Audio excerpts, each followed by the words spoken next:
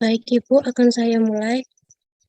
Assalamualaikum warahmatullahi wabarakatuh. Selamat pagi, Ibu Elvia dan teman-teman.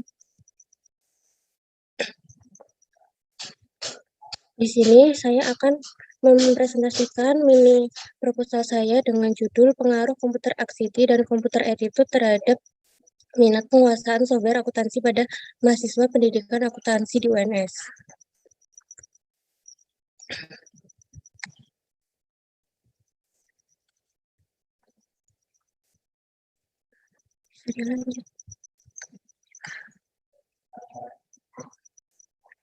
Untuk yang pertama yaitu bab 1 pendahuluan. Di latar belakang terdapat perkembangan teknologi yang semakin pesat menuntut perubahan pada aspek kerja di semua bidang pekerjaan agar selesai dengan cepat, tepat, dan efisien. Lalu, salah satu teknologi yang berdampak signifikan di era digital adalah software akuntansi. Hambatan yang terjadi karena tidak semua orang bisa mengoperasikan software akuntansi. Lalu, kurang minatnya dalam menguasai software akuntansi.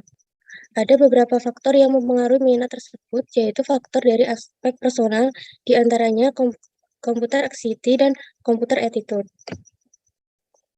Untuk identifikasi masalahnya, yaitu pemahaman terhadap software akuntansi yang kurang hingga timbul sikap komputer aksiti dan komputer attitude.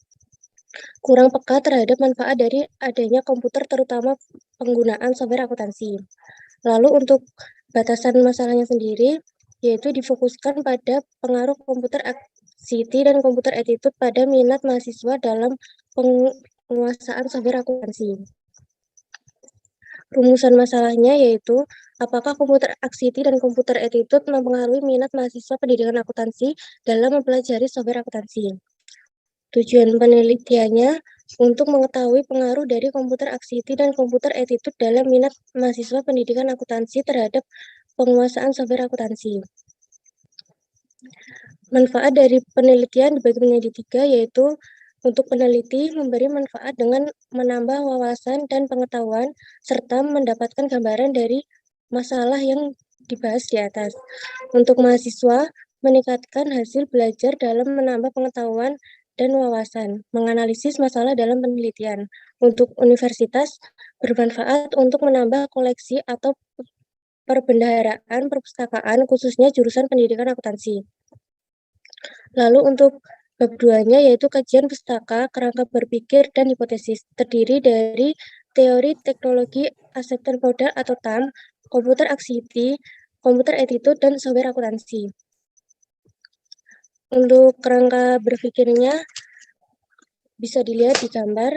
Lalu untuk hipotesisnya yang H1 terdapat pengaruh komputer aksiti terhadap minat penguasaan software akuntansi, dan H2-nya terdapat pengaruh komputer attitude terhadap minat penguasaan software akuntansi. Bab 3 yaitu model penelitian. Tempat dan waktu penelitian dilaksanakan di Universitas 11 Maret pada FKIP dengan prodi pendidikan akuntansi.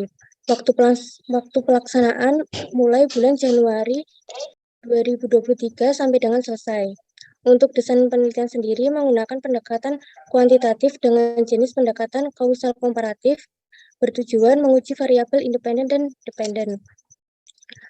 Populasi dan sampelnya, populasi diambil dari mahasiswa Program Studi Pendidikan Akuntansi FKIP Universitas 11 Maret Angkatan 2021 dan 2022.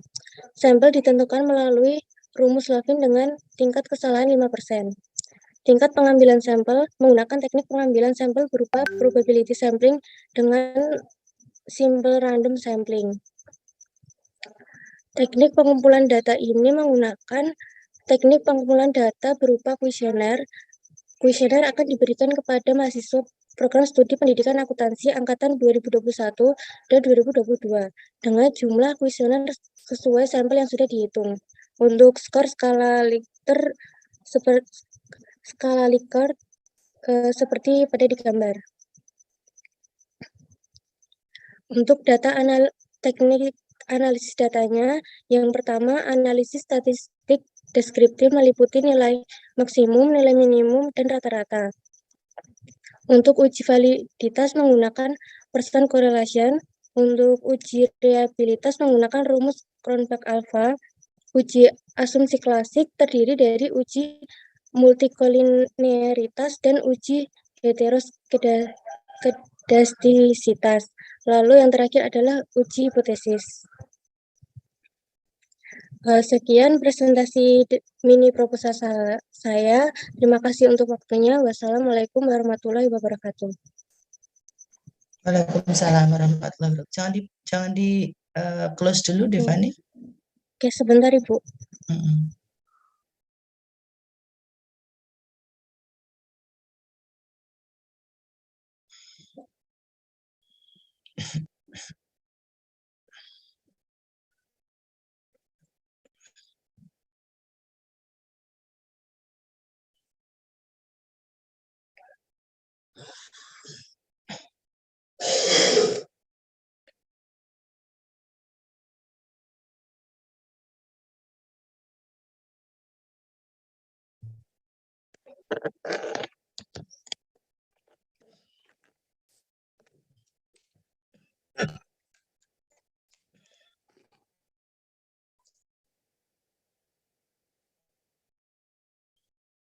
Baik, kita lihat ya.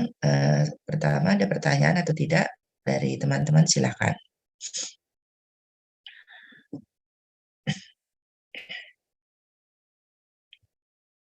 Oke, tidak ada. Saya lanjutkan ya. Devani, volumenya tidak usah di-mute. Nanti langsung saya bilang, langsung Anda bisa merespon ya. Oke. Sekarang dari judulnya terlebih dahulu, pengaruh computer anxiety dan computer attitude terhadap minat ya, penguasaan software. Minat ya ini ya. Oke. Baik. Nah, dari judul ini tadi Anda ketika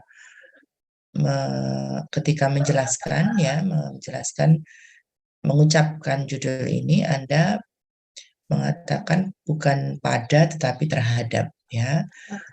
Bagi beberapa dosen hal itu menjadi satu hal yang penting ya, mau pada atau mau terhadap. Jadi Anda harus konsisten, oke? Satu. Kemudian kita ke latar belakang. Ya, saya kan belum melihat seperti apa manuskrip proposal Anda, sehingga saya belum tahu isinya untuk latar belakang itu apakah seperti ini saja ataukah ada yang lain. Nah, yang utama nanti ketika Anda benar-benar melakukan seminar proposal untuk semuanya ya, bukan hanya untuk Devani saja ini. Yang pertama harus Anda ketengahkan pada latar belakang ini adalah pentingnya topik. Ya, pentingnya topik. Dalam hal ini, Devani, topiknya adalah penguasaan software akuntansi atau minat ya, minat penguasaan software akuntansi. Nah, itu adalah topik yang Anda harus jelaskan bahwa itu adalah topik yang sangat-sangat penting untuk diteliti. Bukan hanya software akuntansi saja salah satu teknologi yang berdampak, bukan hanya seperti ini, tetapi Anda dalam satu slide ini mengetengahkan mengenai pentingnya. Itu untuk semua. Kemudian ada masalah apa ya? Next slide tolong.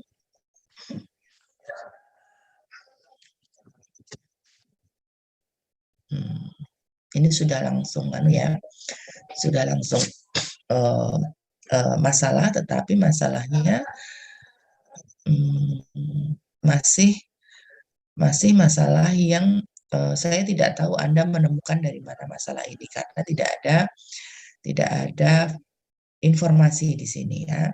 Apakah ini dari literatur yang sudah Anda baca ataukah ini fenomena yang Anda temukan pada tempat yang akan Anda teliti, gitu ya. Jadi saran saya masalah itu bisa lah ya, bisa Anda mengatakan demikian, tetapi kalau seperti ini harus jelas referensinya dari mana. Mungkin Anda bisa menemukannya di di berita ataukah di di jurnal gitu ya. Nah, itu harus Anda jelaskan. Hambatan terjadi, kurangnya minat dan seterusnya itu ya. Lebih bagus lagi apabila masalahnya ini memang benar-benar terjadi pada tempat yang akan Anda teliti. Ya. Bentar, mohon maaf. 1 menit saya menjawab telepon ibu saya.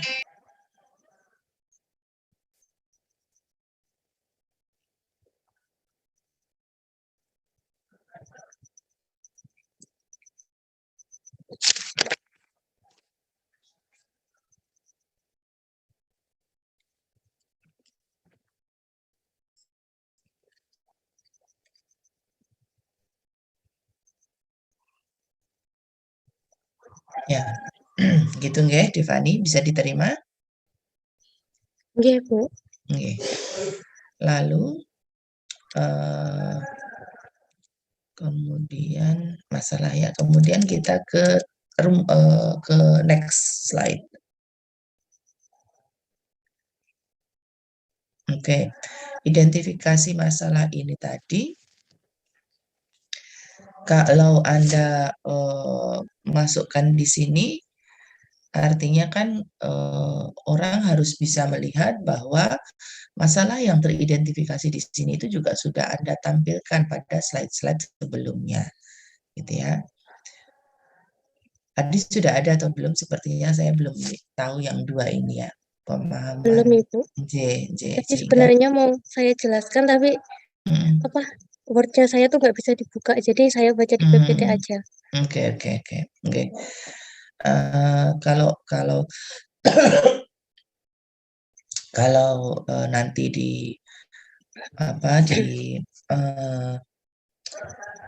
pada saat presentasi, mending tidak usah saja ya, karena Anda belum tidak menampilkan ini pada slide sebelumnya, sehingga langsung saja pada rumusan masalah ya, karena ini nanti kan pada saat Anda presentasi itu terbatas oleh waktu, ada batasan waktu biasanya 7 sampai 10 menit gitu. Kalau ada yang dosen yang 7 menit gitu saja minta 7 menit, sehingga Anda benar-benar harus menampilkan yang memang benar-benar penting ya itu. Ini kalau menurut saya tidak usah identifikasi dan batasan ini, karena ini kan sudah ada pada manuskrip. Oke, next. Oke, rumusan masalah apakah computer NCT untuk mengetahui. Oke. Yuk. Next. Langsung ke bab 2.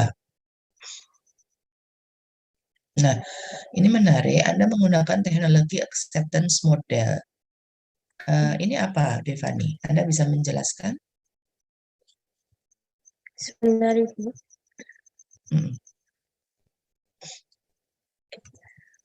Model teori ini digunakan untuk mengetahui faktor perilaku yang ditimbulkan oleh seorang individu dalam menerima adanya penggunaan komputer. Oke. Jadi, setahu saya ini bukan satu teori untuk melakukan penelitian minat ya. Anda kan minat ya, minat penguasaan software akuntansi. Nanti dicek kembali ya, Devani, mungkin saya salah. Oke, Bu. Nah, teknologi acceptance model ini biasanya digunakan untuk penelitian yang eksperimental, yang memberikan tindakan begitu, seperti misalnya Anda pada penelitian ini itu Anda memberikan tindakan kepada mahasiswa pendidikan akuntansi, misalnya Anda kasih soal atau Anda kasih kasus agar mereka bisa menyelesaikannya menggunakan software akuntansi. Nah, itu pun harus untuk responden atau sampel yang belum pernah menggunakan software akuntansi tersebut, sehingga ini ada acceptance kan. Acceptance itu penerimaan, sehingga teknologi acceptance itu penerimaan terhadap satu teknologi baru begitu. Ini setahu saya seperti itu, sehingga nanti monggo dicek kembali ya, apakah teorinya sudah cocok atau belum. Kalau saya, Devani, Anda mencarinya adalah pada kata kunci minat ya, karena Anda menggunakan minat, bukan penguasaan software akuntansi tetapi minat. Oke, bisa diterima Devani? Bisa, Ibu. Oke. Nah, kemudian untuk kajian pustakanya, nah di sini malah Anda tidak mengetengahkan topik utamanya. Topik utama Anda adalah minat penguasaan software akuntansi. Bukan hanya software akuntansi, tetapi minat penguasaan. Sehingga tadi kan di bab 3 Anda menggunakan kuesioner ya. Nah, kuesioner itu saya duga adalah untuk mengambil data mengenai minat. Begitukah? Nggih, Ibu. Nah, berarti pada bab 2 ini Anda harus melakukan penjelasan, memberikan penjelasan mengenai minat penguasaan software akuntansi itu apa, indikatornya bagaimana, dan seterusnya. Ya, tentu itu pun harus Anda cocokkan dengan teori ya itu. Kemudian computer anxiety, computer attitude, monggo saja ya. Ini ada indikator-indikatornya, ini juga harus Anda ketengahkan. Kemudian kita ke bab 3. Belum ada kerangkanya, sudah ada kerangkanya, Devani? Belum ada, Ibu. Oke, nanti silahkan kerangkanya ditambahkan ya. Banyak sekali ada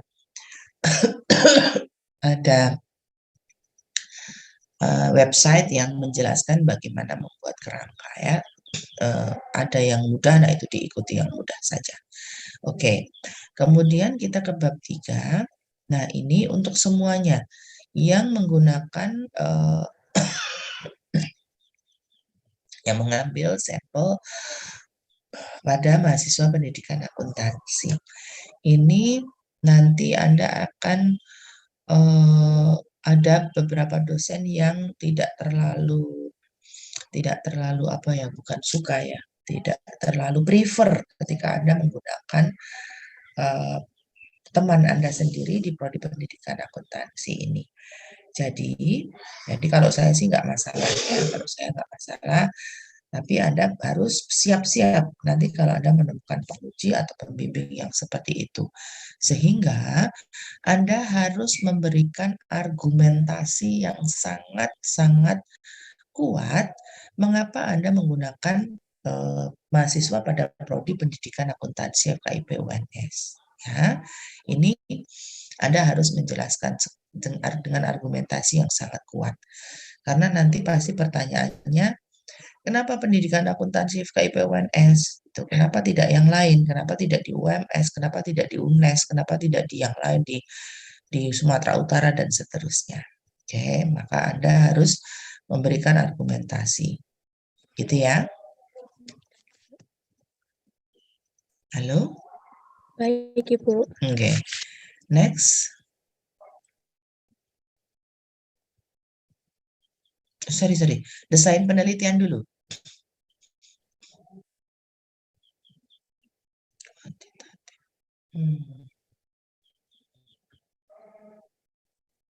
Apa ini kausal komparatif itu? Devani. Bentar, Bu. Oke.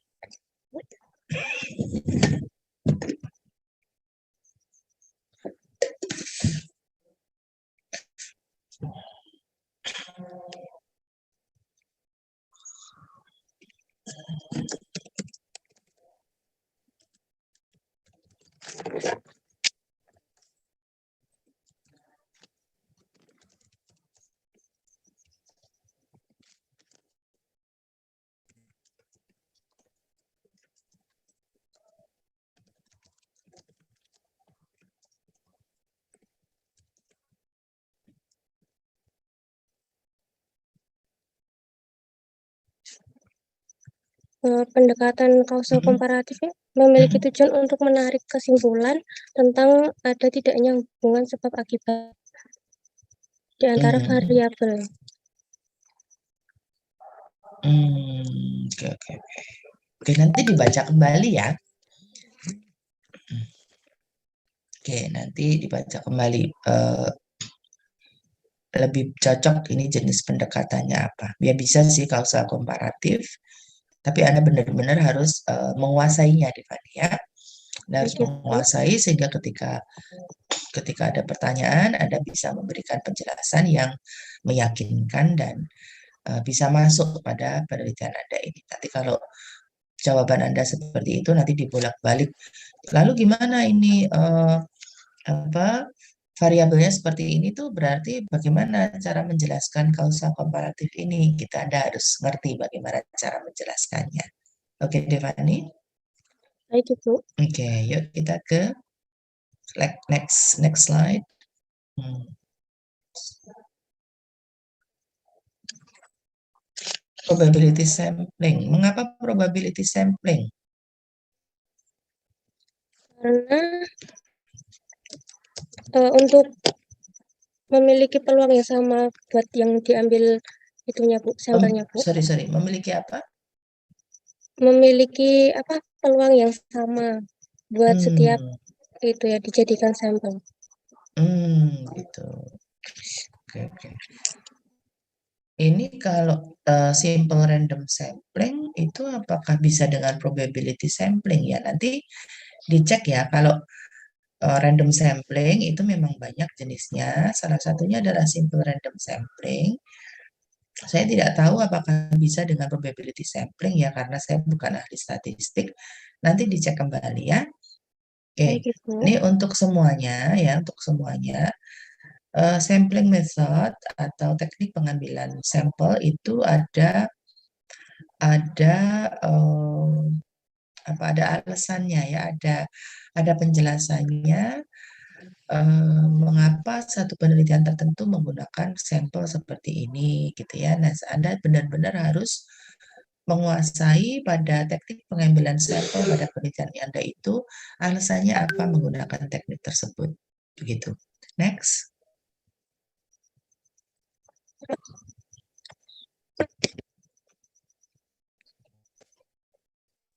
Oke, nah ini yang tadi saya jelaskan ya Devani. Ini kuesioner ini untuk pengumpulan data yang mana? Karena Anda mempunyai 3 variabel ya, apakah tiga-tiganya Anda menggunakan menggunakan kuesioner? Kalau iya, tentu harus dijelaskan eh, kuesioner tersebut bagaimana cara membuatnya berdasarkan indikator yang mana itu harus Anda jelaskan. Kemudian ketika di bab 3 ini rancangan kuesionernya sudah ada, akan lebih bagus kalau rancangan kuesioner sudah ada dan ada sumbernya, indikator-indikator dari kuesioner yang Anda gunakan itu dari mana. Begitu. Baik Ibu. Next. Next. Oke, nah ini uji hipotesisnya apa, Devani?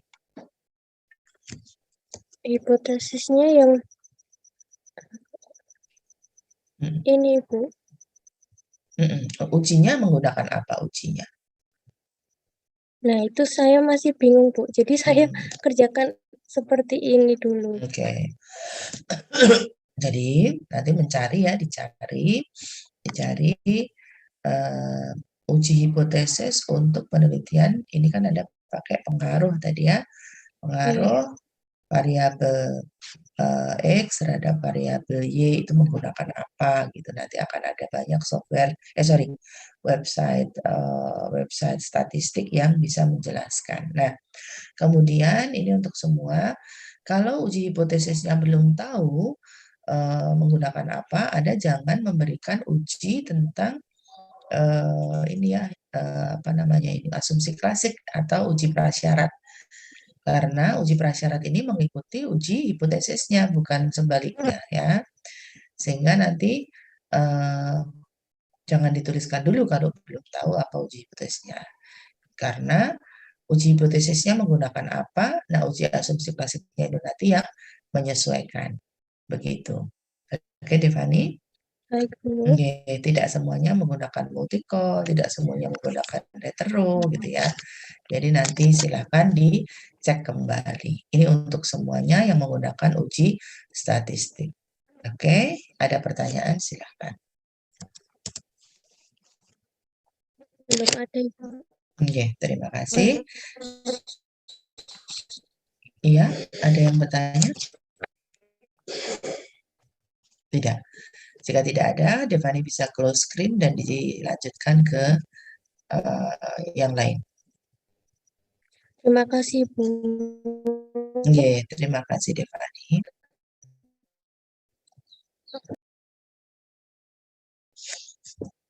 Topik Anda ini bagus, Devani. Ini jarang ya. Jadi Anda kalau ini mau melanjutkan ke skripsi, Anda harus melakukan apa yang saya review tadi ya, karena ini bagus ini. Setahu Oke, Bu. saya sih Terima jarang. kasih. Iya, setahu saya sih jarang. Monggo silakan. Baik, Ibu. Saya izin share screen ya, Bu. Iya, silakan. Apakah sudah terlihat, Bu? Sampun. Oke. Sebelumnya, Assalamualaikum warahmatullahi wabarakatuh. Terima kasih atas waktu yang telah diberikan kepada saya, Bu Elvi dan teman-teman. Pada kesempatan ini, saya akan mempresentasikan proposal saya yang berjudul Hubungan Literasi Keuangan dan Pengendalian Diri Terhadap Perilaku Pengelolaan Keuangan Siswa SMK Negeri 2 Gedangsari.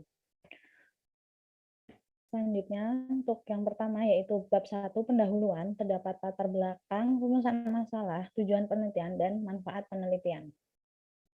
Perilaku pengelolaan keuangan merupakan cara setiap individu untuk mengelola keuangan sebagai keputusan dalam penggunaan dana dan keputusan perencanaan di masa depan. Menurut Gutman dalam Komarudin dan Nugroho et al. Tahun 2020. Dengan adanya pengelolaan keuangan dapat bermanfaat bagi setiap individu guna menjadikan setiap individu bisa lebih disiplin, cermat, dan dapat menggunakan uangnya sesuai dengan kebutuhan. Oleh karena itu, perilaku pengelolaan keuangan dapat ditunjang dengan adanya literasi keuangan dan pengendalian diri yang baik, sehingga diharapkan mampu meningkatkan kestabilan kondisi keuangan setiap individu. Kemudian, menurut survei OJK yang ketiga pada tahun 2019 menunjukkan indeks literasi keuangan yang mencapai 38,3% dan indeks inklusi keuangan sebesar 76,19%, yang menunjukkan angka tersebut mengalami peningkatan dibanding survei yang dilakukan tahun 2016. Namun, hal ini masih dikatakan bahwa literasi keuangan di Indonesia masih tergolong rendah. Hal ini sejalan dengan yang dijelaskan dengan Chen dan Volpe pada tahun 1998.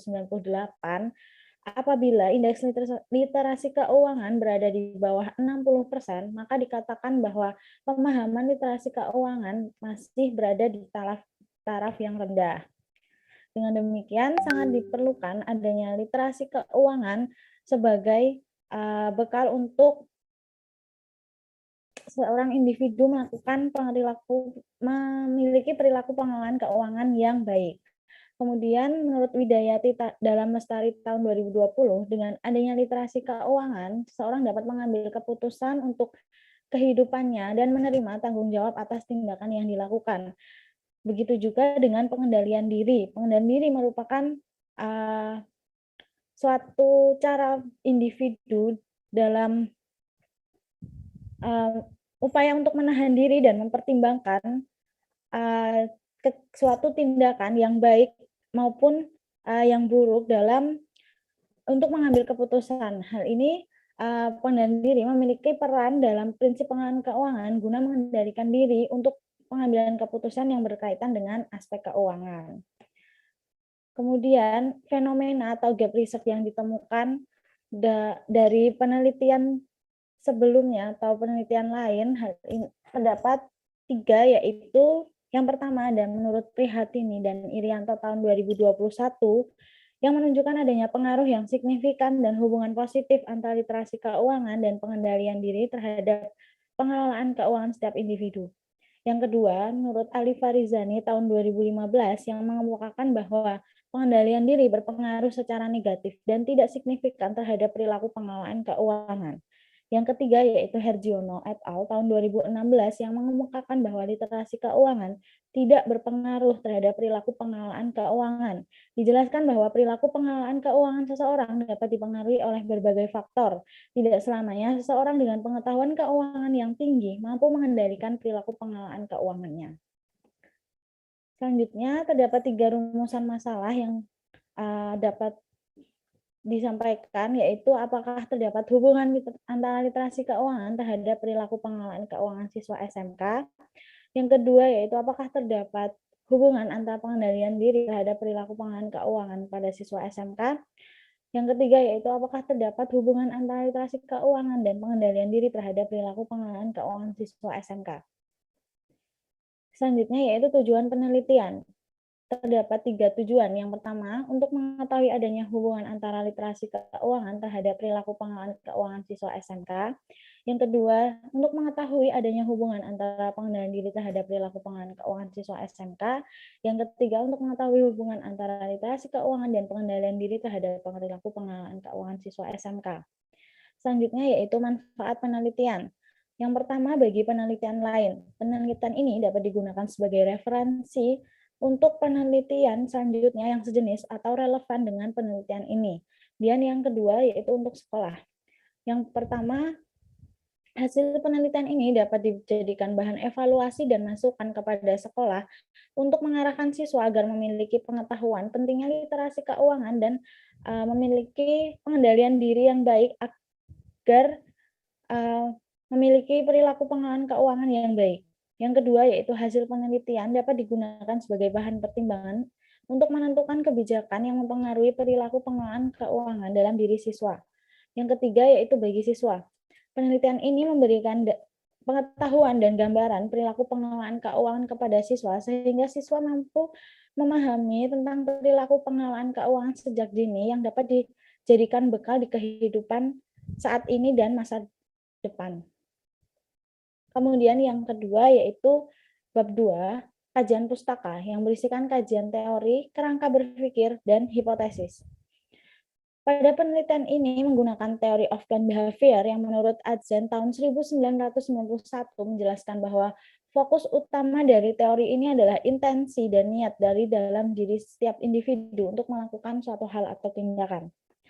Kemudian Adzen tahun 2005 menyebutkan 3 faktor yang melatar belakangi teori of planned behavior. Yang pertama ada faktor personal yang meliputi sifat pribadi, perilaku umum, kecerdasan emosional, dan nilai-nilai pribadi. Yang kedua yaitu faktor sosial yang meliputi jenis kelamin, ras, usia, pendidikan, status ekonomi, suku, dan agama. Dan yang ketiga yaitu faktor informatif yang meliputi pengalaman dan pengetahuan. Pada Grand Theory of Planned Behavior ini menjelaskan sikap dan kepercayaan seseorang akan berpengaruh pada perilaku seseorang yang dalam mengambil suatu keputusan. Teori ini juga mengungkapkan adanya hubungan antara indikator literasi keuangan dengan niat individu dalam berperilaku keuangan. Perilaku pengelolaan keuangan merupakan cara untuk mengelola atau mengendalikan keuangan serta aset yang dimiliki untuk secara produktif mampu memenuhi kebutuhan hidup saat ini dan masa depan. Kemudian selanjutnya yaitu perilaku pengelolaan keuangan. Menurut Nyoman Trisna Herawati tahun 2018 menjelaskan bahwa perilaku pengelolaan keuangan pada siswa merupakan perilaku dalam mengelola keuangan pribadinya untuk mengatur uang saku yang diberikan oleh orang tua dengan bijak. Kemudian faktor-faktor yang melatar belakangi yaitu terdapat 4. Yang pertama, kontrol diri atau pengendalian diri. Yang kedua, literasi keuangan. Yang ketiga, pendapatan. Dan yang keempat, sikap keuangan. Selanjutnya yaitu aspek-aspek. Yang pertama ada dasar keuangan pribadi, yang kedua pengelolaan keuangan, yang ketiga manajemen kredit dan hutang, yang keempat tabungan, yang kelima investasi, yang keenam manajemen risiko. Kemudian indikator menurut Perry dan Morris, yang pertama ada membelanjakan uang dengan sesuai kebutuhan, yang kedua membayar kewajiban, yang ketiga merencanakan keuangan, yang keempat menabung, dan yang kelima menyisihkan uang. Selanjutnya ada literasi keuangan. Menurut Chan dan Volpe tahun 1998 mengartikan literasi keuangan sebagai pengetahuan untuk mengelola keuangan agar bisa hidup lebih sejahtera di masa yang akan datang. Kemudian jenis-jenis literasi keuangan atau tingkatan literasi keuangan terdapat 4. Yang pertama well literate, yang kedua sufficient literate, yang ketiga less literate, dan yang keempat not literate. Kemudian aspek-aspek menurut program PISA, yang pertama ada uang dan transaksi, yang kedua perencanaan dan pengelolaan keuangan, yang ketiga risiko dan keuntungan, yang keempat financial landscape. Kemudian aspek-aspek menurut Chan dan Volpe, yang pertama ada general personal finance knowledge, yang kedua saving and borrowing, yang ketiga insurance, dan yang keempat investment. Kemudian indikator literasi keuangan menurut Lusardi terdapat 5. Yang pertama ada membuat catatan keuangan, yang kedua perencanaan masa depan, yang ketiga memilih produk keuangan, yang keempat staying informed, yang kelima pengawasan keuangan.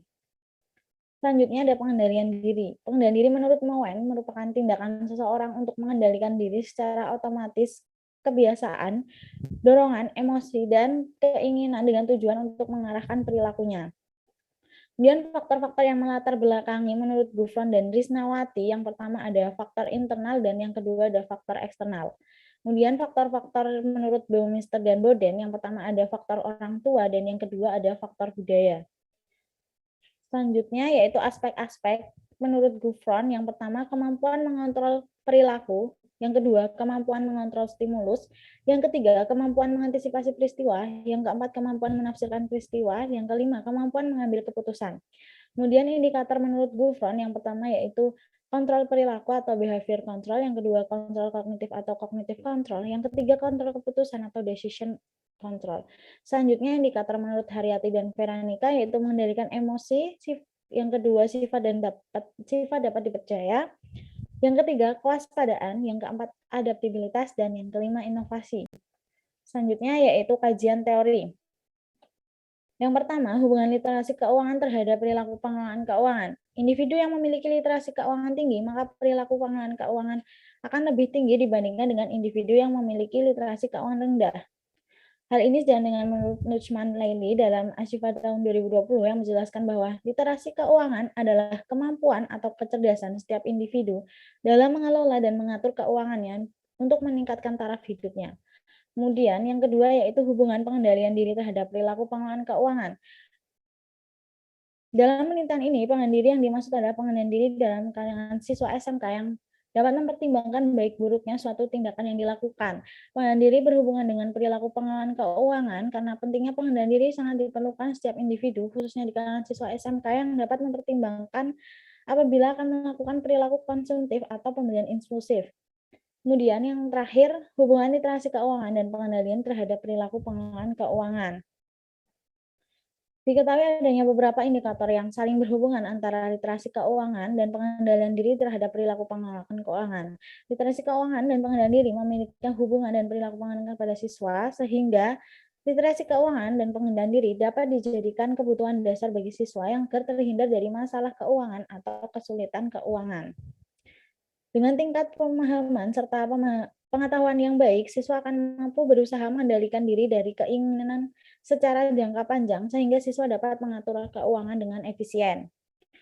Selanjutnya yaitu kerangka berpikir. Sesuai dengan teori of planned behavior yang sudah dijelaskan tadi, fokus dari teori ini adalah intensi dan niat dalam diri setiap individu. Pentingnya niat dalam setiap tahap untuk melakukan kegiatan sebagai upaya mengukur besar usaha yang dikeluarkan. Hal ini individu yang memiliki literasi keuangan dan pengendalian diri yang tinggi maka akan dapat melakukan pertimbangan dalam melakukan pengelolaan keuangan dengan bijak untuk masa depan yang untuk masa yang akan datang. Kemudian hal ini dapat dikatakan apabila siswa dengan pengetahuan keuangan yang baik, maka memiliki persepsi yang lebih kuat untuk mengambil suatu keputusan. Oleh karena itu, peningkatan kualitas literasi keuangan dan pengendalian diri dari siswa akan menjadikan siswa lebih bertanggung jawab, bijak, dan memiliki konsep perencanaan keuangan dengan matang. Selanjutnya yaitu hipotesis. Terdapat hubungan positif literasi keuangan terhadap perilaku pengelolaan keuangan pada siswa SMK. Yang kedua, terdapat hubungan yang positif pengendalian diri terhadap perilaku pengelolaan keuangan siswa SMK. Dan yang ketiga, yaitu terdapat hubungan positif antara literasi keuangan dan pengendalian diri terhadap perilaku pengelolaan keuangan pada siswa SMK. Selanjutnya yaitu bab 3, metodologi penelitian. Tempat penelitian yang pertama tempat penelitian yang dilaksanakan di SMK Negeri 2 Gedang Sari dengan waktu penelitian yaitu pada bulan Desember 2022 sampai bulan Juni 2023. Kemudian untuk desain penelitian yaitu menggunakan metode penelitian kuantitatif dengan pendekatan korelasional. Selanjutnya yaitu populasi dan sampel. Populasi pada penelitian ini adalah siswa SMK Negeri 2 Gedang Sari tahun ajaran 2022-2023 yang meliputi kelas 10 sampai kelas 12 dengan jurusan akuntansi keuangan dan lembaga. Kemudian pada sampel penelitian ini dihitung dengan menggunakan rumus Solvin dengan tingkat error ketidaktelitian 5%.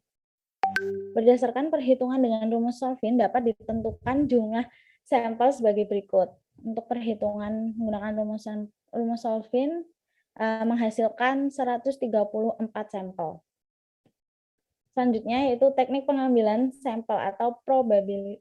Teknik pengambilan sampel menggunakan probability sampling dengan jenis proportionate stratified random sampling. Untuk perhitungan sampelnya per kelas di tabel sebelah kanan ini. Kemudian untuk teknik pengumpulan data, penelitian ini menggunakan skala Likert untuk pengumpulan data dengan instrumen yang digunakan angket atau kuesioner. Kemudian yang selanjutnya teknik validasi instrumen menggunakan uji validasi dan uji reliabilitas.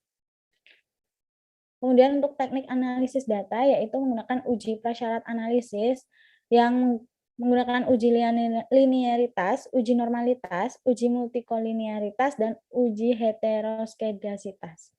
Selanjutnya untuk uji hipotesis menggunakan analisis korelasi sederhana dan analisis korelasi berganda.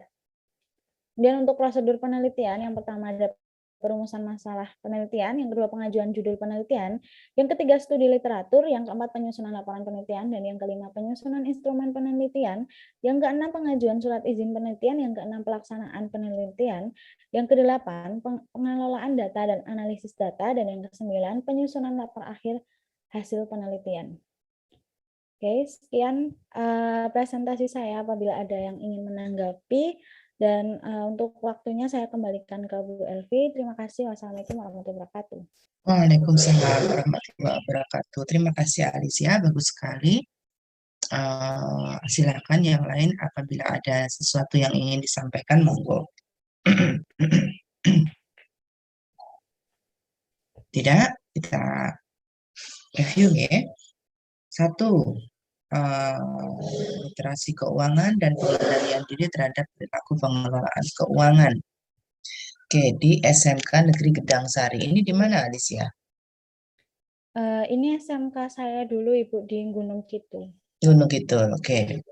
Nanti lebih baik dikasih tempatnya ini, kalau memang mau seperti ini dikasih Gunung Kidul begitu ya, atau Yogyakarta gitu ya. Jadi kita tahu ini di mana gitu. Kemudian penyebutan tempat, Alicia. Untuk semua, bukan hanya Alicia ya, untuk semua yang judulnya menyebutkan tempat penelitian secara spesifik seperti ini, Anda harus berhati-hati. Mengapa? Karena apabila nanti pada latar belakang atau di dalam konten manuskrip Anda itu menyebutkan sesuatu yang negatif mengenai tempat penelitian ini, itu akan menjadi masalah. Ya, sehingga pastikan apabila Anda menyebutkan tempat secara spesifik seperti ini itu tidak ada sesuatu yang negatif yang Anda tampilkan pada skripsi Anda ini, gitu ya. Itu satu. Nah, tapi kalau misalnya tidak ada sesuatu yang negatif yang Anda sampaikan, tetapi mereka berkeberatan disebutkan secara spesifik seperti ini, ya berarti tetap Anda tidak bisa menyebutkan seperti ini. Ya, Anda harus pakai samaran begitu. Kemudian next di latar belakang. Oke. Tadi dari penjelasan Anda itu sudah bagus ya. Penjelasan Anda itu tadi ada, pentingnya topik tadi sudah ada. Tetapi Anda mengetengahkan pada PowerPoint ini berbeda dengan apa yang Anda sampaikan. Ya, tadi yang Anda sampaikan saya cari di sini, oh tidak ada.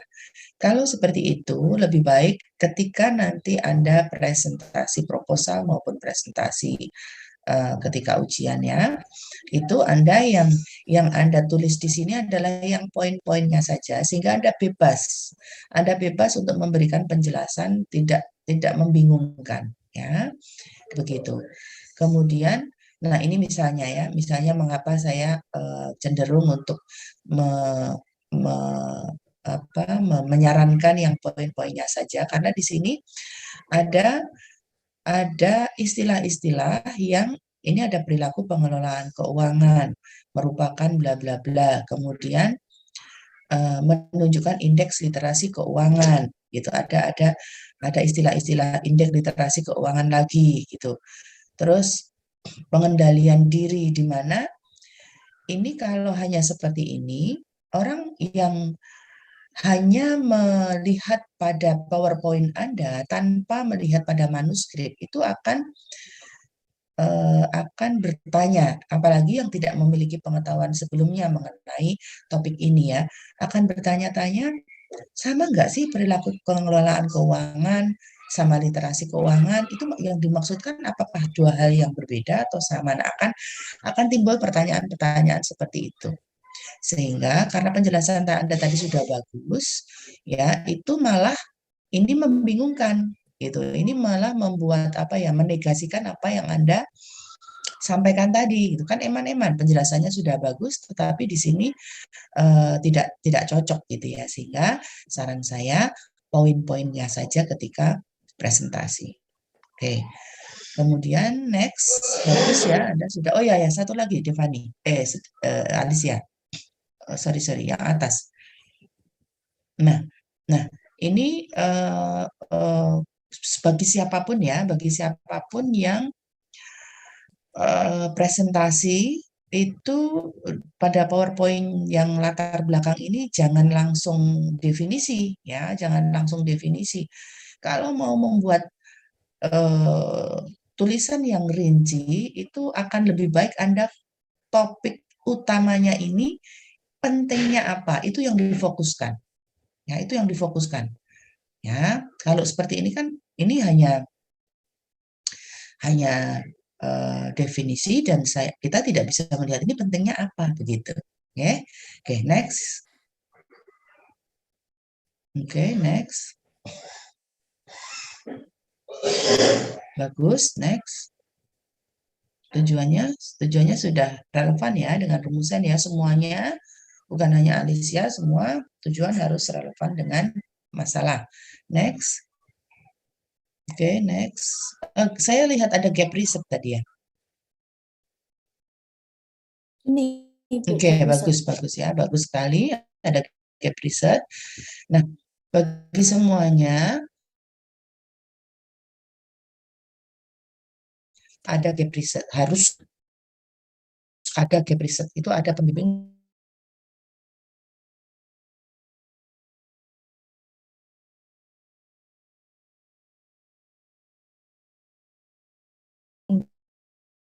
dan pembimbing itu. Kalau saya yang kedua ya, saya adalah yang tidak apa-apa jika tidak ada gap riset ketika Anda sudah mengetengahkan adanya gap fenomena, ya. Itu sudah saya terima. Tapi yang belum ada gap risetnya harus siap-siap ketika nanti ini dibawa menjadi skripsi Anda harus siap untuk mencari gap risetnya apa. Ya, ini bagus. Alicia sudah mengetengahkan gap riset semacam ini, bagus. Next, Alicia. Teori ya, Anda menggunakan plan behavior, bagus. Apakah Anda sudah membaca aslinya, Alicia? Sudah, Ibu. Bagus, ya, bagus. Bagus, ini tadi Anda penjelasannya ya sudah supaya bisa terima bahwa Anda sudah memberikan mengkaitkan variabel yang Anda teliti dengan teorinya, bagus. Tapi di PowerPoint-nya nggak ada, ya di PowerPoint-nya tidak ada. Sekali lagi seperti yang di latar belakang tadi, poin-poinnya saja, Alicia. Kalau ini terlalu banyak gitu, sementara penjelasan Anda bagus itu malah rancu, ya. Kemudian, nah, penjelasan di bab 2 yang setiap variabel ini pertanyaan saya, tadi ada yang banyak banget ya. Next. Aspek-aspek indikator, ada faktor ya, ada faktor. Nah, ini untuk semuanya. Penjelasan di sini adalah yang memang benar-benar diteliti. Apakah faktor-faktor nanti akan diteliti? Jika tidak, ya tidak usah. Meskipun ada dosen yang seperti itu ya. Ada dosen yang meskipun tidak diteliti minta ditaruh di sini semuanya. Bagi saya itu tidak relevan dan malah akan mengacaukan.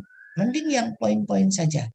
Kalau saya yang fokus pada apa yang akan Anda teliti. Jadi, karena ada dosen yang demikian, maka benerlah Alicia, bener ini ya diketengahkan di sini, tapi ini mending jangan dulu, nanti kalau ketemu pembimbing ataupun penguji yang seperti itu baru itu ditampilkan di manuskrip, ya di manuskrip.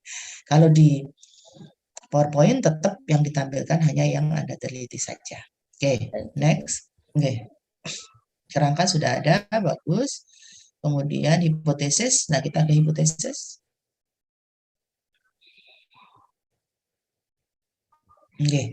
Nah ini hipotesis. Hati-hati menuliskan hipotesis, ya. Tidak semua hipotesis bisa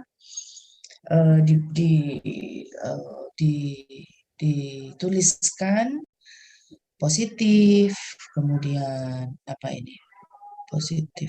Ada juga yang positif signifikan, begitu ya. Nah itu tidak semua hipotesis bisa dituliskan hubungannya positif signifikan seperti itu. Jadi nanti silakan dibaca, semuanya membaca. Ya, semuanya membaca dalam penelitian yang seperti apa,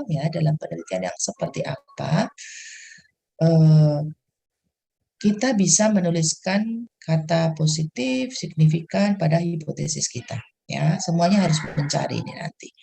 Oke, kemudian next di bab 3, pengambilan sampel menggunakan rumus Solvin, kata Anda ya. Itu bukan Solvin, tetapi Slovin. Jangan ganti-ganti nama orang ya. Baik, Ibu. Kemudian angket, kuesioner, Anda harus sama seperti Devani tadi ya, Anda harus cek nanti penjelasan saya dengan angketnya Devani tadi apa ya, sudah saya tulis ya. Kemudian uji prasyarat. Ini pakai apa ini?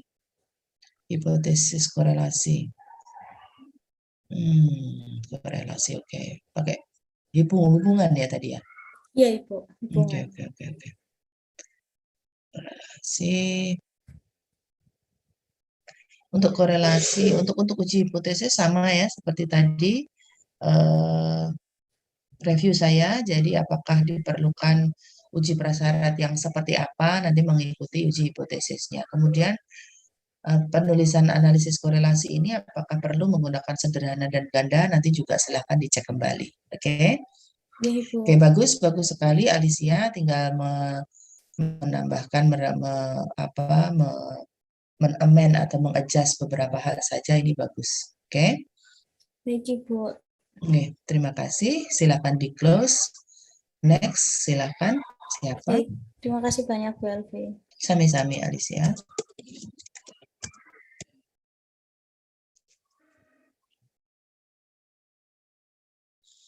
Siapa ini? PPT saya sudah terlihat, Ibu. Sampun, Atika, Ibu. sampun. Oke, Atika. Silakan, Atika. Baik, saya mulai, Ibu.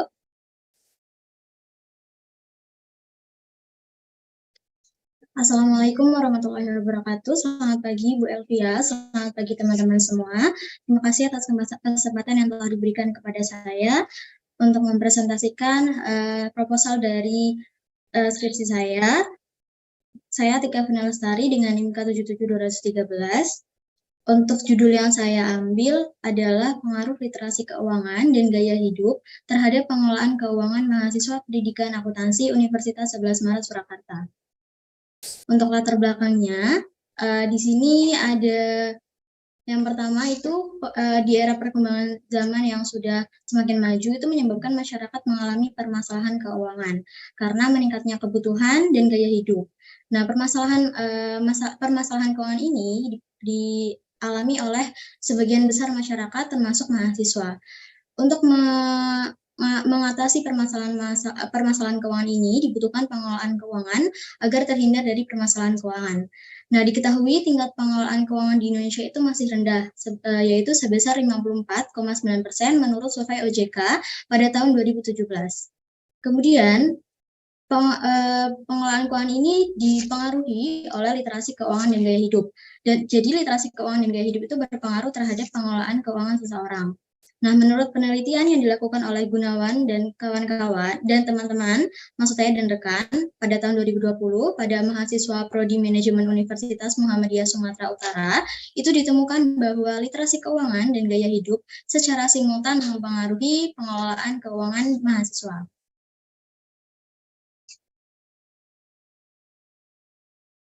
Kemudian identifikasi masalah yang pertama, rendahnya tingkat pengelolaan keuangan masyarakat Indonesia. Yang kedua, sebagian besar mahasiswa memiliki permasalahan keuangan, seperti tidak bisa membayar UKT, tidak bisa membayar uang kos, kemudian mengalami kesulitan dalam membiayai kehidupannya. Kemudian banyak mahasiswa yang tidak membuat anggaran di awal bulan, sehingga biasanya mahasiswa pada akhir bulan itu mengalami permasalahan keuangan di mana budgeting mereka atau uang mereka itu sudah habis pada awal bulan. Indeks literasi keuangan mahasiswa itu masih rendah, meskipun mahasiswa itu diketahui sebagai pelajar pada tingkat tinggi itu, tapi sebagian besar indeks literasi keuangan mahasiswa itu masih rendah. Kemudian gaya hidup yang tinggi atau hedonisme. Nah, kebiasaan mahasiswa untuk membeli membeli barang-barang yang diinginkan daripada yang dibutuhkan itu masih tinggi. Dan kebiasaan mereka untuk hangout atau sekedar belanja menuruti keinginan mereka itu menyebabkan mereka mengalami permasalahan dalam pengelolaan keuangan. Kemudian untuk rumusan masalah, yang pertama, bagaimana pengaruh literasi keuangan terhadap pengelolaan keuangan mahasiswa pendidikan akuntansi Universitas 11 Maret Surakarta. Yang kedua, bagaimana pengaruh gaya hidup terhadap pengelolaan keuangan mahasiswa pendidikan akuntansi Universitas 11 Maret Surakarta. Dan yang ketiga, bagaimana pengaruh literasi keuangan dan gaya hidup terhadap pengelolaan keuangan mahasiswa pendidikan akuntansi Universitas 11 Maret Surakarta. Untuk tujuan penelitian, menjawab dari rumusan masalah, yang pertama untuk mengetahui pengaruh literasi keuangan terhadap pengelolaan keuangan mahasiswa pendidikan akuntansi Universitas 11 Maret Surakarta. Yang kedua, untuk mengetahui pengaruh gaya hidup terhadap pengelolaan keuangan mahasiswa pendidikan akuntansi Universitas 11 Maret Surakarta. Dan yang ketiga, untuk mengetahui pengaruh literasi keuangan dan gaya hidup terhadap pengelolaan keuangan mahasiswa pendidikan akuntansi Universitas 11 Maret Surakarta. Mohon maaf, sebelumnya itu ada tanda tanya, lupa untuk dihapus. Kemudian kita masuk ke bab 2, yaitu kajian pustaka. Yang pertama, untuk teori yang saya gunakan adalah Theory of Planned Behavior yang dikembangkan oleh Azen tahun 1991, merupakan perkembangan Theory of Reasoned Action. Menurut Azen dalam Putri 2022, ada 3 faktor yang mempengaruhi keyakinan dalam berperilaku, yaitu sikap perilaku, norma subjektif, dan kontrol perilaku yang menyebabkan adanya persepsi. Nah, Theory of Planned Behavior ini digunakan sebagai teori dasar karena merupakan teori yang digunakan untuk menilai tindakan atau perilaku yang dilakukan secara nyata. Nah, Theory of Planned Behavior juga digunakan sebagai teori dasar atas variabel terikat, yaitu pengelolaan keuangan. Komponen yang ada seperti norma subjektif untuk mewakili gaya hidup dan kontrol perilaku untuk mewakili literasi keuangan. Selanjutnya ada variabel terikat, yaitu pengelolaan keuangan.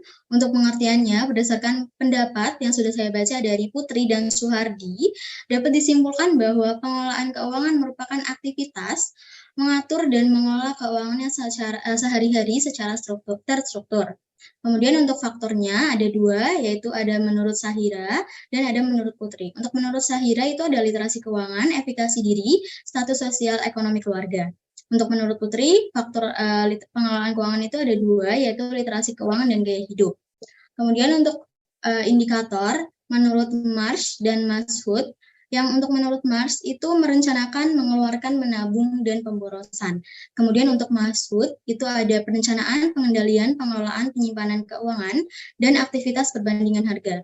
Untuk indikator yang akan saya gunakan pada penelitian ini, menggunakan indikator dari Marsh, karena lebih umum digunakan bagi mahasiswa. Kemudian yang kedua ada variabel bebas. Variabel bebas yang pertama yaitu literasi keuangan. Untuk berdasarkan pendapat dari OJK dan Chen and Falk, itu dapat disimpulkan bahwa literasi keuangan merupakan serangkaian aktivitas guna meningkatkan kemampuan seseorang untuk mengatur dan mengelola keuangannya menjadi lebih baik di masa depan. Untuk faktornya, menurut Shim et al. Dalam kurungan 2017, itu ada lingkungan sosial, perilaku orang tua, pendidikan orang tua, pengalaman individu terhadap keuangan.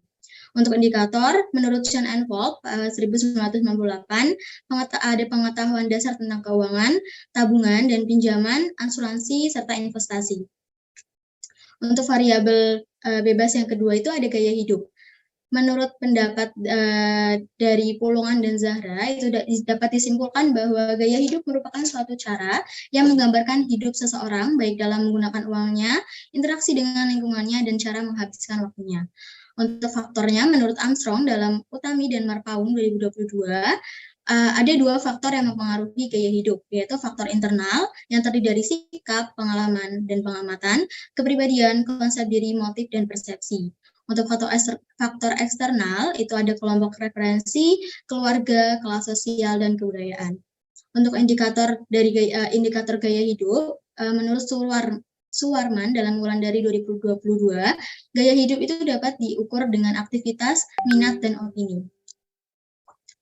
Lanjut, untuk kerangka berpikir dan hipotesis. Untuk kerangka berpikir itu yang pertama ada pengaruh dari literasi keuangan terhadap pengelolaan keuangan mahasiswa. Jadi seseorang atau seorang individu dengan tingkat literasi keuangan yang tinggi, maka pengelolaan keuangannya akan bagus juga karena mereka memiliki pengetahuan dasar mengenai keuangan. Untuk yang kedua adalah pengaruh gaya hidup terhadap pengelolaan keuangan mahasiswa.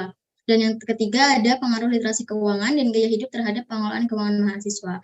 Untuk rangka berpikir, saya buat dalam seperti ini, ada X1 atau variabel bebas 1 literasi keuangan dengan indikatornya pengetahuan dasar tentang keuangan, tabungan dan pinjaman, serta asuransi. Kemudian ini mohon maaf, ini X2 gaya hidup, indikatornya ada aktivitas, minat, dan opini.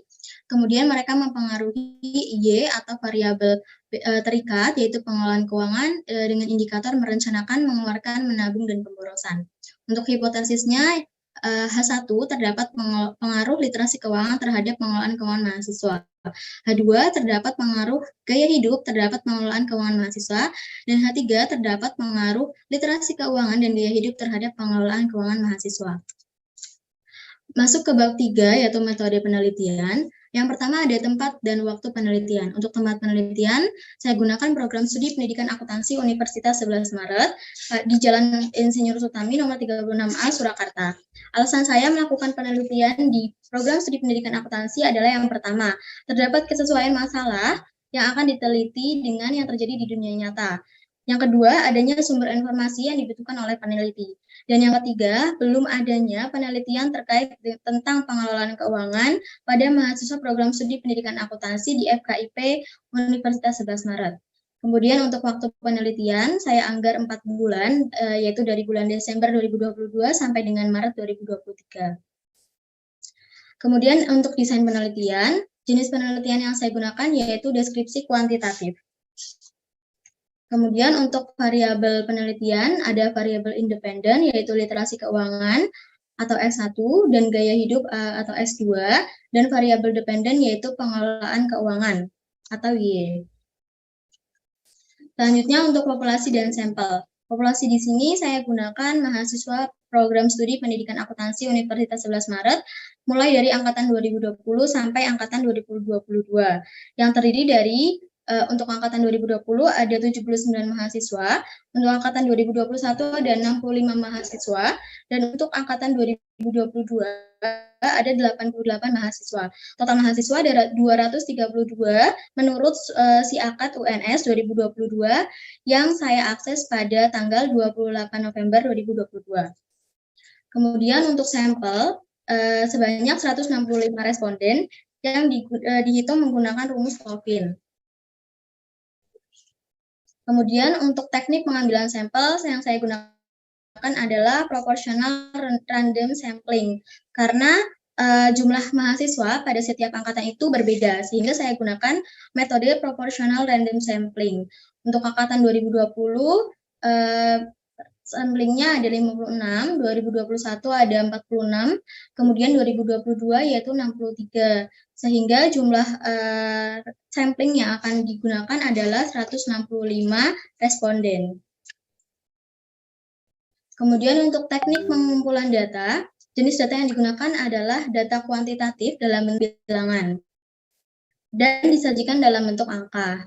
Untuk sumber data itu ada data primer yang didapatkan dari subjek penelitian secara langsung, dan data sekunder yang diperoleh dengan cara melakukan studi kepustakaan melalui internet, baik untuk mencari teori ataupun penelitian terdahulu.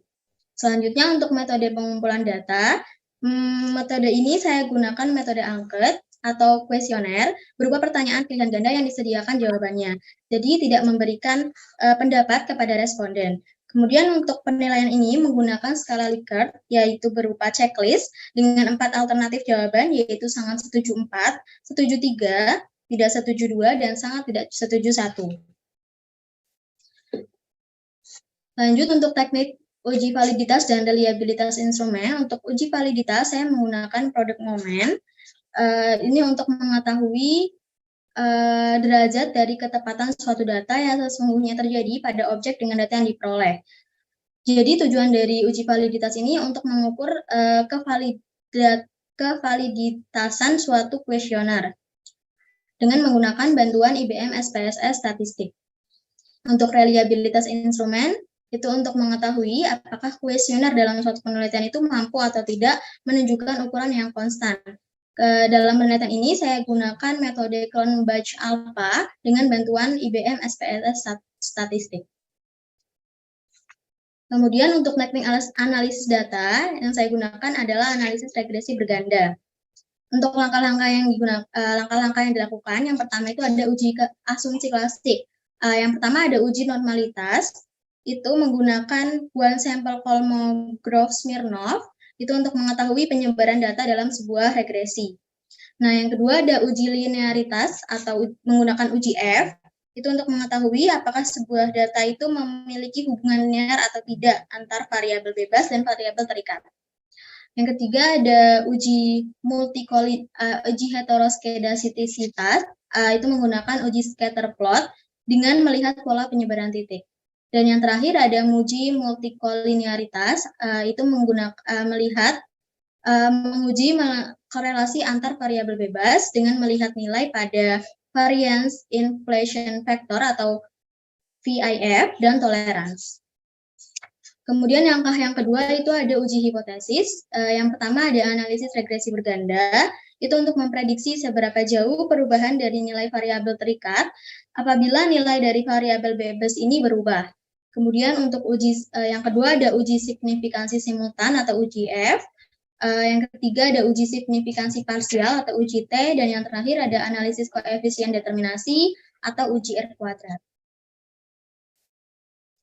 terakhir ada prosedur penelitian. Yang pertama pengajuan judul penelitian. Jadi seorang peneliti itu mencari masalah atau menemukan masalah, kemudian melakukan studi pendahuluan untuk menemukan judul penelitiannya, dan judul penelitian tersebut dikonsultasikan kepada pembimbing akademik, kemudian diajukan kepada kepala program studi pendidikan akuntansi.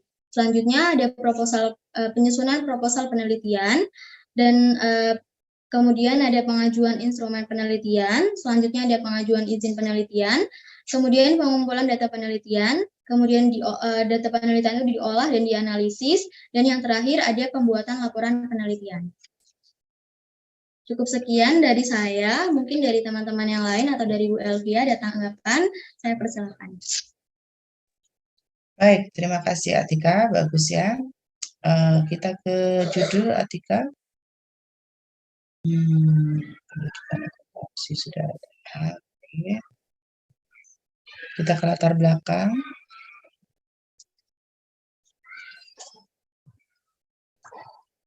Oke. Sekali lagi, di latar belakang, meskipun di manuskrip Anda itu sudah ada, akan lebih baik jika di latar belakang di presentasi Anda ini, Anda mengetengahkan mengenai apa pentingnya topik yang Anda teliti. Ya, apa pentingnya topik yang Anda teliti itu menurut saya sangat penting karena itulah yang menjadi motivasi dilakukannya sebuah penelitian. Ya, ada masalah tetapi tidak penting, maka ya tidak usah dijawab permasalahan tersebut begitu ya. Itu kalau saya seperti itu. Jadi harus diketengahkan apa penting dari topiknya. Ya, demikian pula kalau Anda membaca di jurnal-jurnal internasional yang bagus, itu pasti pertama kali itu diketengahkan pentingnya dari topik yang diteliti. Oke, Atika begitu ya. Jadi jangan masalah terlebih dahulu. Ini sudah bagus, tapi nanti harus ditambahkan pentingnya dari topik yang ada teliti. Gitu ya. Kemudian ke next.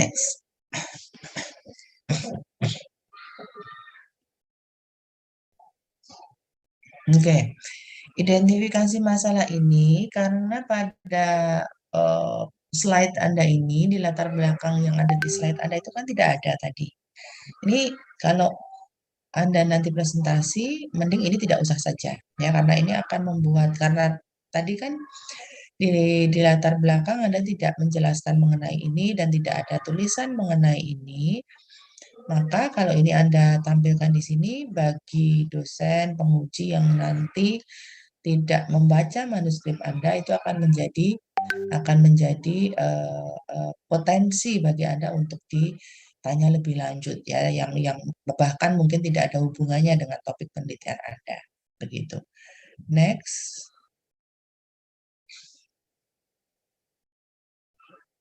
Oke. Ini di latar belakang tadi ada masalah pada mahasiswa pendidikan akuntansi tidak, Atika? Kalau di proposalnya ada Ibu, tapi untuk di latar belakang yang di PPT belum saya cantumkan. Oke, nah itu kan yang akan Anda address di sini kan di rumusan masalah itu kan jelas-jelas Anda mengetengahkan mengenai mahasiswa pendidikan akuntansi Universitas 11 Maret ya. Sehingga meskipun di manuskrip sudah ada, di latar belakang pada slide ini juga Anda ketengahkan, karena inilah yang akan Anda teliti. Begitu. Kemudian tadi saya belum melihat adanya riset gap ya, Atika? Sudah ada Ibu, sebentar. Sudah ada. Yang ini Ibu. Menurut penelitian, Oke, ini baru satu. Jadi yang disebut dengan research gap itu adalah adanya kesenjangan hasil penelitian yang sudah lalu. Namanya kesenjangan itu berarti ada yang tidak sama. Gitu aja Atika. Dan yang lain. Ya, bukan hanya Atika. Jadi semuanya siap-siap untuk mencari gap riset di penelitian Anda semua. Ya, tadi Atika sudah mengetengahkan mengenai gap fenomena ya dengan teorinya di manuskrip ya. Di sini belum ada di manuskrip ya. Nah, itu kalau saya terima. Tetapi bagi dosen yang lain, Anda harus mengetengahkan atau menampilkan adanya gap riset sehingga Anda harus siap. Anda harus siap mencari hasil-hasil penelitian yang sesuai dengan topik Anda yang hasilnya tidak sama. Ada yang bilang negatif, ada yang bilang positif, begitu. Karena kalau Anda ketengahkan seperti ini saja, satu saja seperti ini, nanti akan ada peluang untuk ditanya, ya, peluang untuk ditanya yang kadang-kadang mungkin Anda akan sulit untuk menjawab. Peluang ditanyanya adalah, loh, ini sudah ada jawabannya bahwa literasi keuangan dan gaya hidup itu mempengaruhi pengelolaan keuangan mahasiswa. Mengapa Anda teliti kembali? Karena ini sudah ada jawabannya. Lagi pula toh Anda tidak mengatakan ada masalah pada pendidikan akuntansi, gitu kan? Sehingga ini ada peluang untuk ditanya lebih lanjut. Jadi mending Anda mencari gap risetnya. Oke? Oke. Baik, Ibu. Ya. Lalu ke oke, rumusan masalah, tujuan, oke. Oke, teori. Anda sudah membaca aslinya, Atika? Untuk aslinya itu belum, Ibu. Saya baru cari di referensi lain. Iya, tadi si Alicia sudah. Jadi silahkan semuanya ya. Semuanya yang mempunyai, sebentar.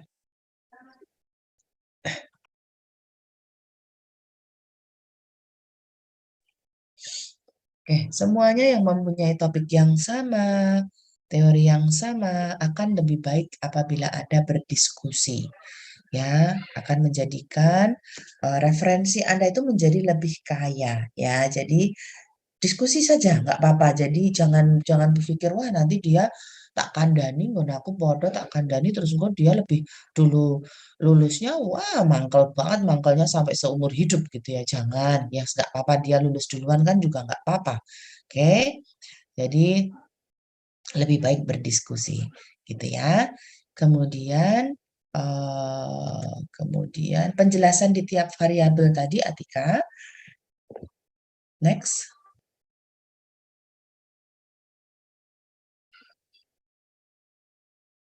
Nah, ini. Aktivitas mengatur, sebentar.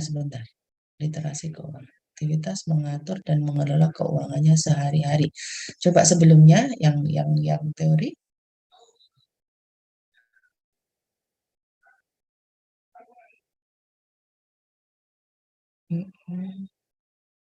Norma subjektif mewakili gaya hidup. Coba kita ke gaya hidup, definisinya apa?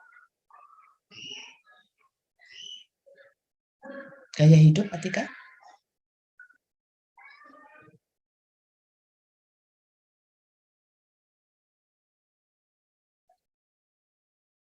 Oke. Di sini ada gaya hidup. Ada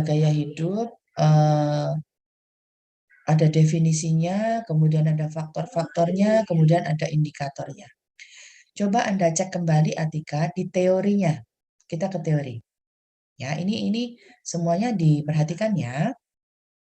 Nah, Anda baca yang gaya hidup ini.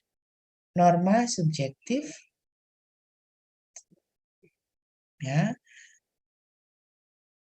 Anda baca Theory of Planned Behavior yang terakhir itu, Atika. Silakan dibaca. Theory of Planned Behavior juga digunakan sebagai teori dasar atas variabel terikat, yaitu pengelolaan keuangan. Komponen yang ada seperti norma subjektif untuk mewakili gaya hidup dan kontrol titik. Norma subjektif untuk mewakili gaya hidup. Ya, norma subjektif untuk mewakili gaya hidup. Kita ke gaya hidup lagi. Nah, norma subjektif. Di sini gaya hidup merupakan bla bla bla bla bla bla. Gitu ya. Faktor bla bla bla, indikator bla bla bla. Kita tidak menemukan adanya kata-kata norma subjektif di sini. Apakah di manuskrip ada, Atika? Belum ada, Ibu. Oke, nah ini untuk semuanya ya, bagaimana menghubungkan. Tadi kan saya berkali-kali, mungkin dari kemarin saya mengatakan bahwa teori itu harus bisa menjadi dasar bagi adanya variabel yang Anda teliti. Salah satu caranya adalah seperti ini.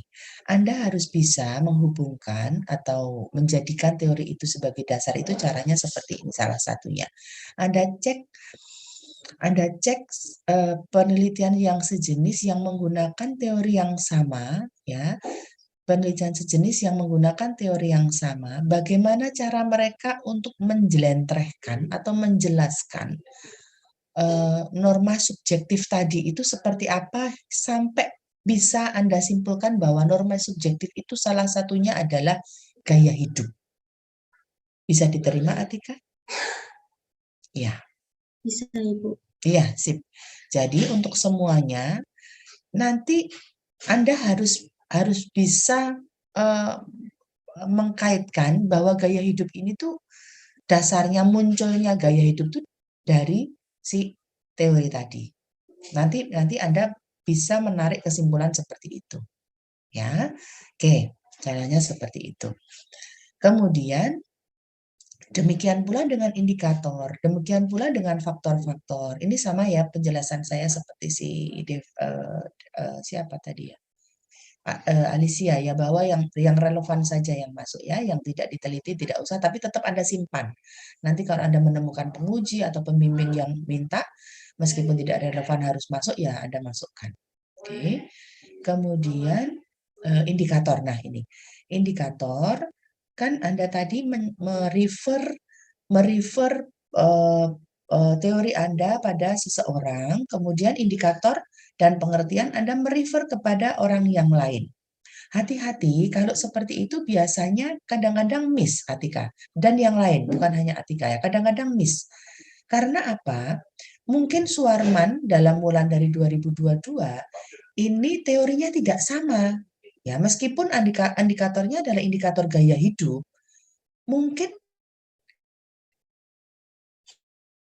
teorinya tidak sama. Kalau teorinya tidak sama, berbahaya sekali. Artinya indikatornya bukan indikator yang didasarkan pada teori TPB. Bisa diterima, Atika? Bisa, Ibu. Oke, ya, semuanya demikian ya. Semuanya seperti itu. Yang menggunakan indikator, cek kembali. Apakah Suarman itu menggunakan TPB atau tidak, dan seterusnya. Oke. Kemudian kita ke kerangka. Nah, ini kerangkanya ini sebenarnya model. Kalau saya sih sudah bisa saya terima, tetapi nanti bagi beberapa dosen akan menjadi masalah ya. Kalau seperti ini nanti beberapa akan mengatakan ini bukan kerangka berpikir, karena kerangka berpikir bukan ujuk-ujuk menampilkan variabel, tapi Anda harus menampilkan adanya masalah, adanya teori, adanya seperti itu ya. Jadi nanti Anda siap-siap menyiapkan lagi. Kalau saya sudah saya terima, menyiapkan kembali kerangka berpikir yang lebih komprehensif. Oke, kemudian pendidikan akuntansi yang bab 3 Anda sudah menjelaskan tadi ya, Anda sudah menjelaskan. Nanti Anda akan dikejar dengan pertanyaan mengapa tidak UMS? UMS juga ada masalah seperti itu. UMS juga belum diteliti. Nah, itu Anda harus bisa menjelaskan. Oke.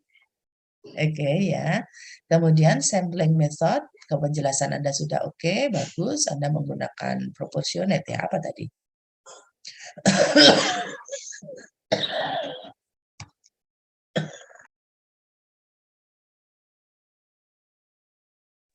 Oke, bagus.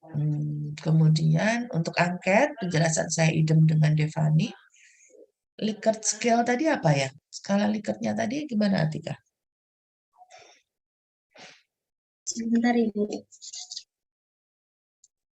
Untuk penilaian itu menggunakan skala Sebentar. Saya tidak mendengar. Sebentar. Ya, silakan. Baik, untuk penilaiannya itu menggunakan skala Likert berupa checklist.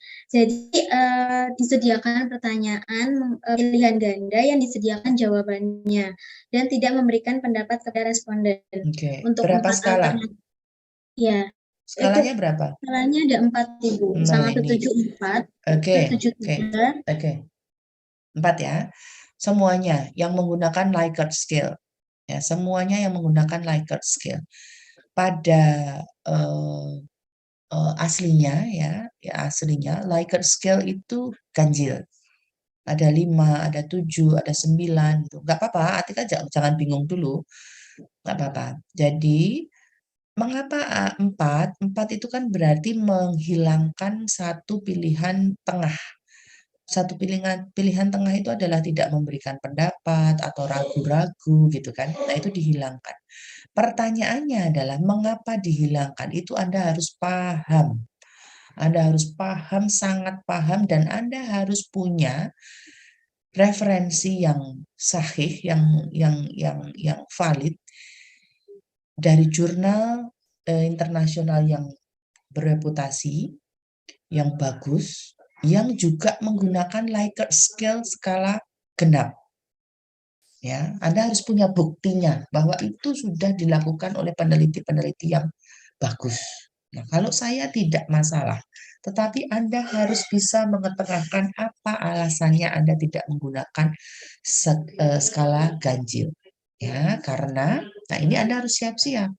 Karena nanti ketika Anda menemukan atau bertemu dengan penguji yang tidak mau Anda menggunakan Likert scale genap, Anda harus siap dengan argumentasi yang sangat meyakinkan. Oke, jika Anda tidak siap dengan itu, saran saya mending Likert scale skala 5. Ya, skala 5 atau skala 9 atau 7 yang Anda apa namanya? Sebentar.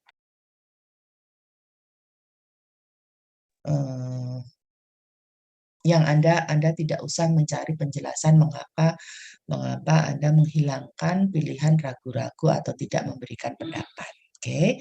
Nah, itu pun ya Likert scale skala 5 itu Anda juga harus hati-hati memberikan kepada responden. Ini untuk semuanya, bukan hanya untuk Atika.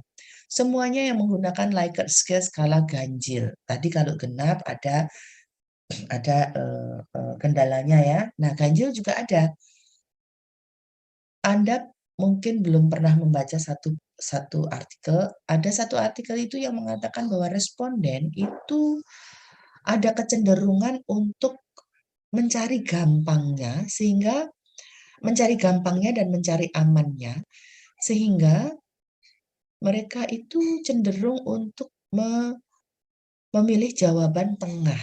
Ya, cenderung untuk memilih jawaban tengah, sehingga dengan demikian nanti hasil penelitian Anda menjadi tidak bagus, tidak bisa dilakukan generalisasi. Nah, sehingga Anda harus tahu bagaimana caranya mentreatment responden agar tidak memilih jawaban tengah. Ya, caranya bagaimana mentreatment responden? Nah, ini Anda baca ya. Salah satu caranya adalah Anda dampingi, Anda benar-benar pastikan mereka memilih apa. Oke? Oke, uji hipotesis sudah, prasyarat sudah, bagus. Atika, good. Boleh close screen. Baik, untuk semuanya, silakan apabila ada pertanyaan, monggo. Terima kasih banyak Bu Elvi untuk saran. Silakan Atika. Terima kasih Bu untuk saran dan masukannya. Untuk pertanyaannya masih belum ada. Oke. Begitu ya, saya sudahi saja kelas kita sampai dengan saat ini. Nanti untuk yang 2 digabungkan dengan minggu-minggu yang akan datang. Begitu ya. Terima kasih semuanya. Saya mohon maaf. Ini yang belum maju siapa ya? Masih ada berapa?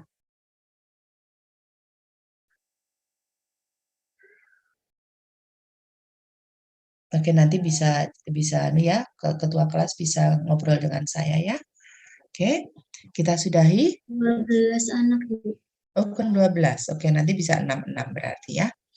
Ya, terima kasih semuanya. Kita sudahi. Assalamualaikum warahmatullahi wabarakatuh. Terima kasih semuanya. Waalaikumsalam warahmatullahi wabarakatuh. Terima kasih, Bu Elvi. Sama-sama. Cepat sembuh, Ibu.